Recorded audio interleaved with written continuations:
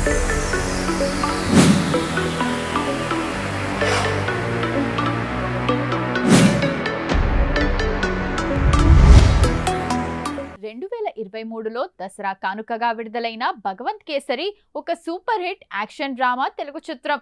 Tollywood god of masses Nandamuri Balakrishna, successful director Anil Ravipudi combination లో ఈ సినిమా తెరకెక్కింది. బాలయ్య మార్క్ యాక్షన్ కు అనిల్ రావుపూడి ఎమోషన్, మంచి సందేశాన్ని జోడించి ఈ చిత్రాన్ని రూపొందించారు. భగవంత్ కేసరి సినిమా కేవలం థియేటర్లలోనే కాకుండా మేకింగ్ పరంగా కూడా ఒక విలక్షణమైన చిత్రంగా నిలిచింది.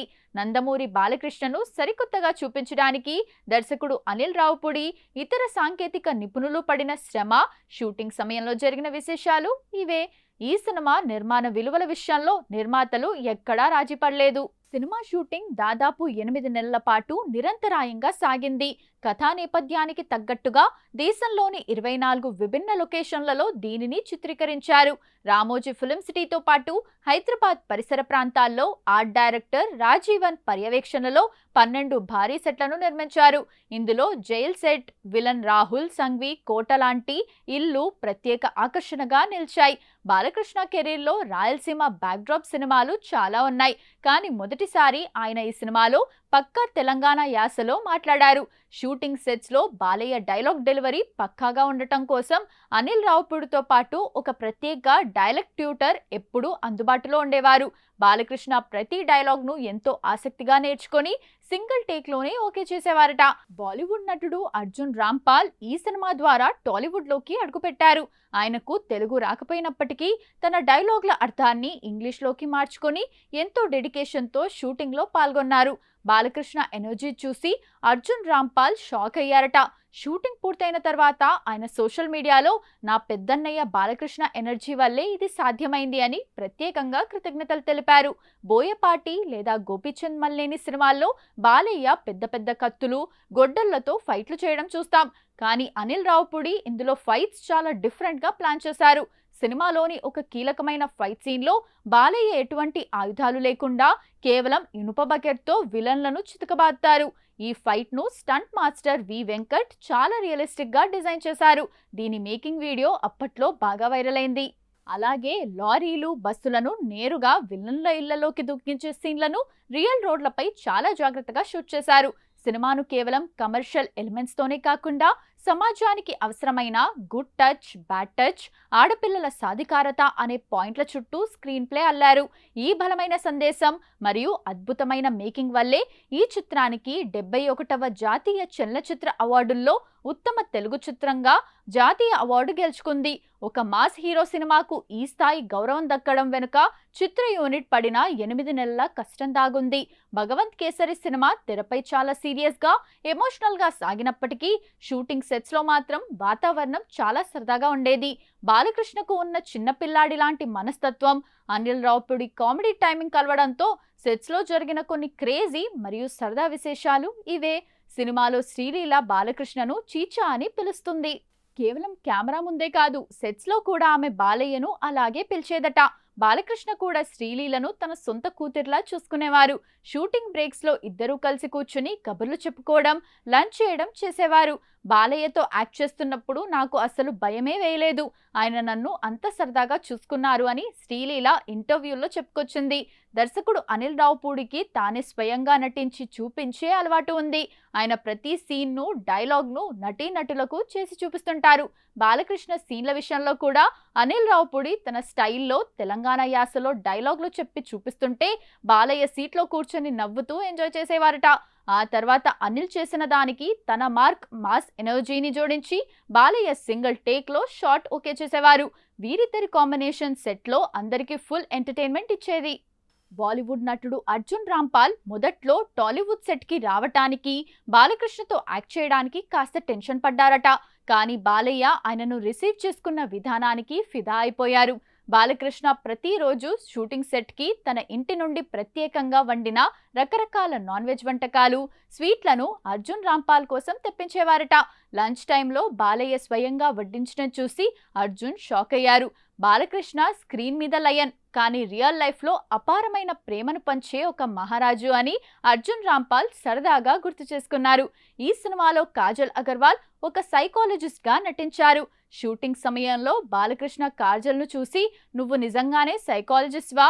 అయితే నా మనసులో ఏముందో చెప్పు" అంటూ జోకులు వేస్తూ ఆట పట్టించేవారట. అలాగే కాజల్ ముద్దు ముద్దుగా మాట్లాడే తెలుగును బాలయ్య అనుకరిస్తూ సెట్లో నవ్వులు పూయించేవారు. సినిమా ప్రమోషన్స్ లో మరియు గణేష్ సాంగ్ లో బాలకృష్ణ ఒక కాలు పైకెత్తి చేతితో నడుంపై కొట్టే ఒక సిగ్నేచర్ స్టెప్ ఉంటుంది. ఈ స్టెప్ రిహార్సల్స్ చేస్తున్నప్పుడు మాస్టర్ శేఖర్ చెప్పిన దానికంటే బాలయ్య తన ఓన్ స్టైల్లో దాన్ని కాస్త డిఫరెంట్ గా ట్రై చేశారు. అది చూసి అనిల్ రావుపూడి, "సార్, ఇదే అదిరిపోయింది, దీన్నే ఫిక్స్ చేద్దామని" నవ్వేశారు. ఆ స్టిల్ తర్వాత థియేటర్లలో ఏ రేంజ్ రెస్పాన్స్ తెచ్చుకుందో మనకు తెలిసిందే.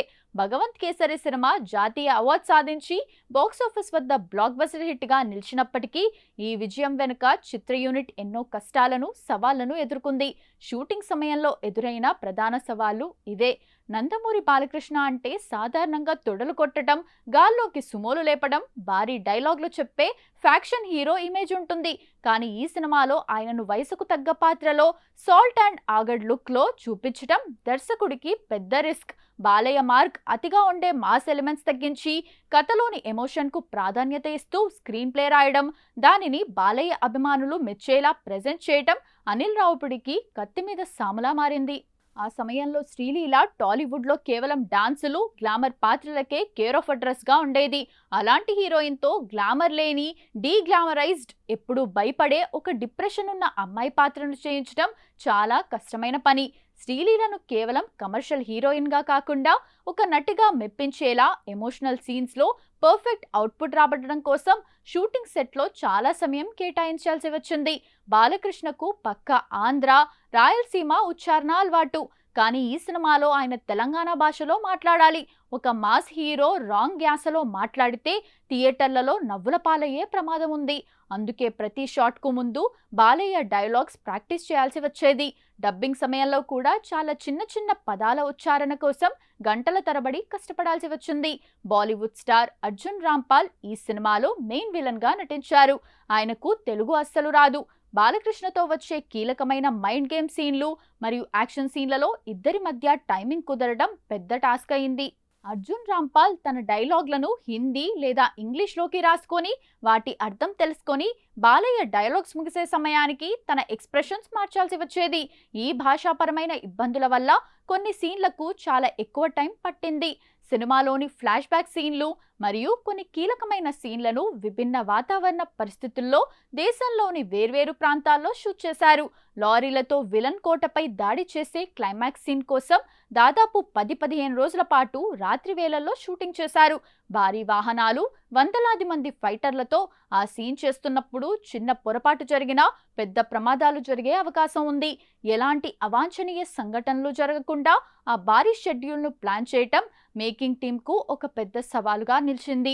ఈ సవాళ్లన్నింటినీ అధిగమించి కమర్షియల్ అంశాలను సమాజానికి అవసరమైన సందేశంతో బ్యాలెన్స్ చేయగలిగారు కాబట్టే ఈ చిత్రం 71వ జాతీయ చలనచిత్ర అవార్డుల్లో ఉత్తమ తెలుగు చిత్రంగా జాతీయ అవార్డును సైతం గెలుచుకుంది. భగవంత్ కేసరి సినిమా బాక్సాఫీస్ వద్ద బ్లాక్ బస్టర్ హిట్ గా నిలిచింది. నందమూరి బాలకృష్ణ కెరీర్ లో వరుసగా 3వసారి 100 కోట్ల క్లబ్ లో చేరిన చిత్రంగా ఇది సరికొత్త రికార్డ్ సృష్టించింది. కేవలం కమర్షియల్ పరంగానే కాకుండా 71వ జాతీయ చలనచిత్ర అవార్డుల్లో ఉత్తమ తెలుగు చిత్రంగా నేషనల్ అవార్డును కూడా సొంతం చేసుకుంది. దసరా సెలవుల కానుకగా విడుదలైన ఈ చిత్రం ప్రపంచవ్యాప్తంగా దాదాపు 140 కోట్లకు పైగా గ్రాస్ వసూళ్లను సాధించింది. దీని థియేట్రికల్ బిజినెస్ దాదాపు 67 కోట్లకు జరగ్గా లాంగ్ రన్ లో ఈ సినిమా బయ్యర్లందరికీ భారీ లాభాలను తెచ్చిపెట్టి క్లీన్ హిట్ గా నిలిచింది. బాలయ్య సినిమాలకు ఎప్పుడూ ఉండే మాస్ సెంటర్లతో పాటు ఈసారి సిటీలో కూడా వసూలు అద్భుతంగా వచ్చాయి.